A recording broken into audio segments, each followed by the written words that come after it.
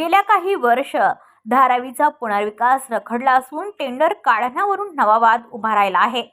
धारावी पुनर्विकासाचे कंत्राट उद्योगपती अदानी यांना दिल्यामुळे नवा वाद पुन्हा उभा राहिला आहे।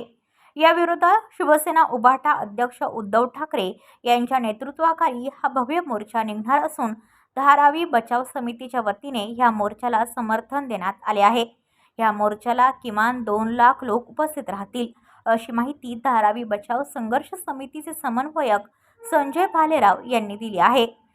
या मोर्चाला मुंबई पोलिसांनी परवानगी दिली नाही तर मोर्चा काढला जाणार अशी माहिती संजय भालेराव यांनी दिली। उद्या 16 डिसेंबर 2023 रोजी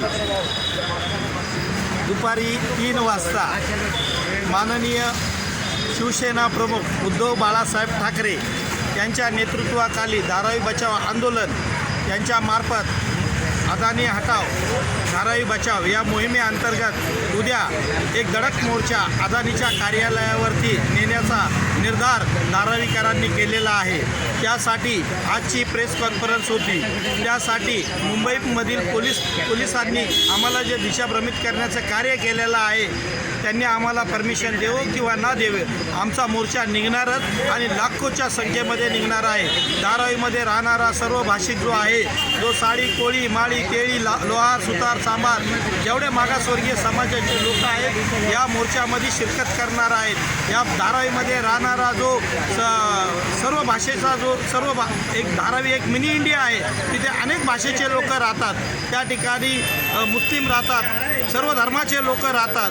त्या लोकांच्या न्याय हक्कासाठी घरासाठी उद्या हा मोर्चा निघालेला आहे। रेल्वे लगत जे लोक झोपडीधारक आहेत त्यांना हक्काचं 500 स्क्वेअर फुटाचं घर मिळावं, जो 2011चा क्रायटेरिया काढलेला आहे सरकारने तो रद्द करण्यात यावा।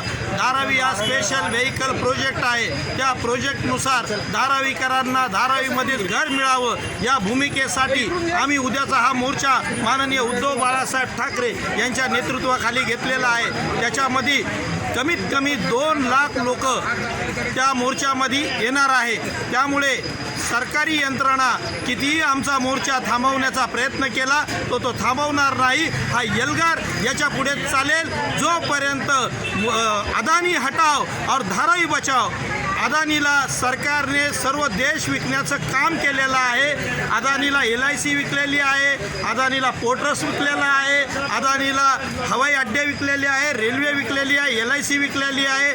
सर्व सरकारी यंत्रणा अदानीला विकल्यानंतर फक्त अदानीला सूट आणि धारावी आणि मुंबईची लूट हे धोरण ज्या सरकारने केलेलं आहे त्याचा निषेध म्हणून हा इशारा मोर्चा उद्या आयोजित केलेला आहे। बरं, ह्या मोर्चा संदर्भामध्ये आपल्याला असं वाटतं अदानीला कॉन्ट्रॅक्ट का दिला? अदानीला असं आहे की अदानी हेच मोदानी आहे आणि या सरकारला या सरकारने झुकतं माप अदानीला देऊ केलेला आहे। 40% भागीदारी या सरकारने अदानीला देऊ केली आहे, स्वतःकडे 20% ठेवलेली आहे। त्यामुळे आमच्या विभागामध्ये ज्या झोपडीधारक आहे ते भयभीत झालेलं आहे। रेल्वे प्रशासन त्यांना नोटिसा देऊन काढू लागलेले आहे। स्वच्छतेच्या नावाखाली लोकांचे झोपडे तोडण्याचे काम चालू केलेलं आहे। हा अन्याय अत्याचार धारावीकर सहन करू शकत नाही। त्यामुळे उद्याचा हा धडक मोर्चा त्यांना सबक आणि एक निर्वाळीचा इशारा म्हणून देण्याचं काम करीत आहोत। Video reporter Madhav Pawar, KTV news, Mumbai. आपल्या परिसरातील बातम्या आमच्यापर्यंत पोहोचवण्यासाठी स्क्रीनवर दिलेल्या क्रमांकावर संपर्क साधू शकता। दूरध्वनी क्रमांक 9833235011।